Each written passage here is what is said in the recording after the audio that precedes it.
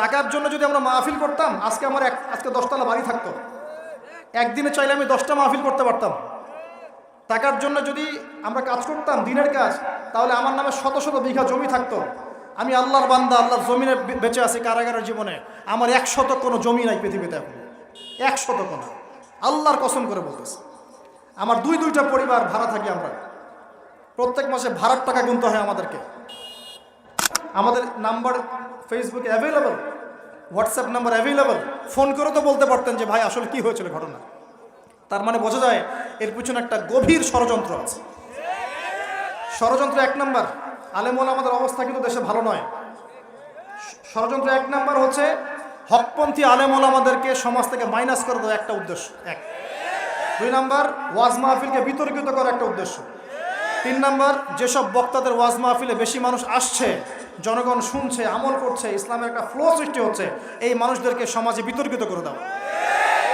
এবং এই কাজগুলোর মধ্য দিয়ে কারা তাদের এজেন্ডা বাস্তবায়ন করছে আপনারা খুব ভালো করে খেয়াল করে নেবেন।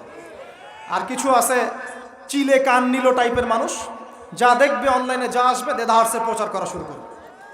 তুমি যে মিডিয়া, তুমি যে ফেসবুকে ইউটিউবিং করছো, ফেসবুকিং করছো, কখনো কি আমাকে জিজ্ঞেস করেছিল, আমাদেরকে জিজ্ঞেস করেছিল ভাই কি হয়েছে আপনাদের সাথে?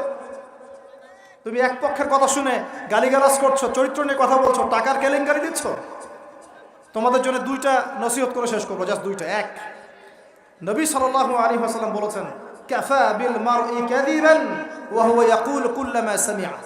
কোন ব্যক্তির মিথ্যাবাদী হওয়ার জন্য এতটুকুই যথেষ্ট যে সে যা শুনবে যাচাই বাছাই না করেই তা প্রচার করা শুরু করবে। 1। 2 নাম্বার, রাসূল সাল্লাল্লাহু আলাইহি ওয়াসাল্লামকে আল্লাহ পাক বলেছেন, ইয়া আইয়ুহাল্লাযীনা আমানু, হে মুমিনগণ, আপনারা খুব ভালো করে শোনেন, ইন জাআকুম ফাসিকুম বিনাবাইন ফাতাবায়ানু। কোন ফাসিক, পাপাচারী, কোনো ফাসিক যদি কোনো সংবাদ নিয়ে আসে, সেটা বিশ্বাস করার আগে অবশ্যই যাচাই বাছাই করে নিন, না হলে আন তুসিবু কওমান বিজাহালা ওয়া তুসবিহু আলা মা ফাআলতুম নাদিমিন। না হলে তোমরা অজ্ঞতাবশত এমন পদক্ষেপ নিয়ে ফেলবে যার ফলশ্রুতিতে তোমাদেরকে অনুতপ্ত হতে হবে। আর সবচেয়ে কষ্ট পেয়েছি আমি এখানে, কিছু আলেম ওলামাও এর পক্ষে সাফাই গাওয়া শুরু করেছে। আমি এই জায়গায় কষ্ট পেয়েছি। শোনেন, আজকে মজা নিচ্ছেন, ট্রল করছেন, করেন, এটা আপনার দিকেও আসবে ইনশাআল্লাহ, দেখে নিন। কারণ এটা শুধু আমাকে উদ্দেশ্য করা নয়, এর উদ্দেশ্য হচ্ছে পুরো ওয়াজ মাহফিল এবং আলেম ওলামা এবং পুরো কমিউনিটিকে বিতর্কিত করা। আপনার উচিত ছিল নিজের ভাইয়ের পাশে এসে দাঁড়ানো, আপনি উল্টা মজা নিয়েছেন। এগুলো আল্লাহর আরশ পর্যন্ত পৌঁছে গেছে ইনশাআল্লাহ। আল্লাহ পাক অচিরেই এর ফলাফল নাজিল করবে ইনশাআল্লাহ।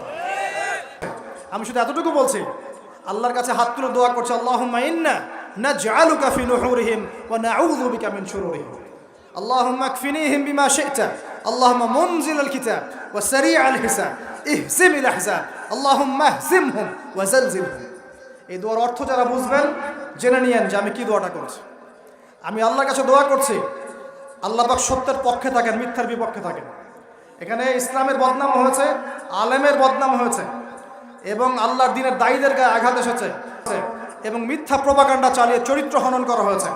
আল্লাহর কাছে দোয়া করছে আল্লাহ পাক যেন একাই এই জালেমদের বিরুদ্ধে আমাদের পক্ষে যথেষ্ট হয়ে যান ইনশাআল্লাহ। আমরা দোয়া করছি আল্লাহ পাক যেন এদের এবং আমাদের মাঝখানে ফয়সালাকারী হিসেবে আল্লাহ পাকই যথেষ্ট থাকেন ইনশাআল্লাহ। আল্লাহুম্মা মুনজিলাল কিতাব, আল্লাহ পাক কিতাব নাজিলকারী, সারি'আল হিসাব, দ্রুত হিসাব গ্রহণকারী, ইহজিমিল আহজাব, এই জালেমদের এই দলটাকে আল্লাহ পাক ভেঙে দিবেন ইনশাআল্লাহ। আল্লাহুম্মা জালজিলহুম, আল্লাহুম্মা ইহজিমহুম ওয়া জালজিলহুম, আল্লাহ পাক এদেরকে বিধ্বস্ত করবেন, এদের পাগুলোকে ভূমিকম্পের মতো কাঁপিয়ে দিবেন ইনশাআল্লাহ। নবী সাল্লাল্লাহু আলাইহি ওয়াসাল্লাম, লাস্ট কথা, নবী সাল্লাল্লাহু আলাইহি ওয়াসাল্লামের উপর অত্যাচার আসলে তিনি 2 রকম সুন্নত দেখিয়েছেন। 1, তিনি মাফ করে দিয়েছেন। যদি ওরা ক্ষমা চাইতো আমি মাফ করে দিতাম, যদি ক্ষমা চাইতো আল্লাহর কসম মাফ করে দিতাম। ক্ষমা না আছে, উল্টা তারা মিথ্যা প্রপাগান্ডা চালিয়েছে, এর কোনো মাফ নাই ইনশাআল্লাহ। আল্লাহ রাসূল আরেকটা সুন্নাত, তিনি বদদোয়া করেছেন, হাত তুলে তুলে বদদোয়া করেছেন, আল্লাহ অমুককে দেখে নিও, তমুককে দেখে নিও, তমুককে দেখে নিও। আজকে আমি মাজলুম, আমরা মাজলুম, শুধু সেই বদদোয়া আল্লাহর কাছে করছি। অচিরেই দেখে নেবেন তাদের কি পরিণত হয় ইনশাআল্লাহ। আমরা কিচ্ছু করব না, কিচ্ছু বলবো না, আল্লাহর পক্ষ থেকে কি ফয়সালা হয় খালি দেখে নিন ইনশাআল্লাহ।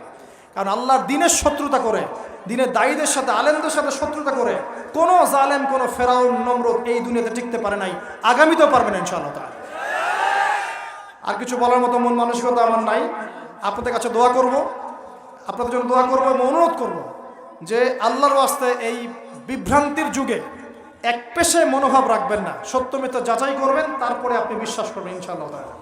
আর বিশ্বাস করবেন আল্লাহর পথে দায়ী আলেম মুহাদ্দিস মুফতিরা কোনো দিনও দিনের অকল্যাণে কোনো কাজ করে না ইনশাআল্লাহ। আল্লাহ রাব্বুল আলামিন আমাদের সবাইকে পবিত্র কোরআন এবং সহিহ হাদিসগুলো অনুযায়ী আমল করার তৌফিক দান করুন, নবীর সুন্নাহগুলো মেনে চলার তৌফিক দান করুন, এবং আমাদের মাঝে যত ইখতিলাফ আল্লাহ পাক দূর করে দিন, এবং দৃশ্যমান অদৃশ্যমান সমস্ত রকম ইসলামের শত্রু থেকে আল্লাহ পাক আমাদেরকে হেফাজত করুন, আমিন।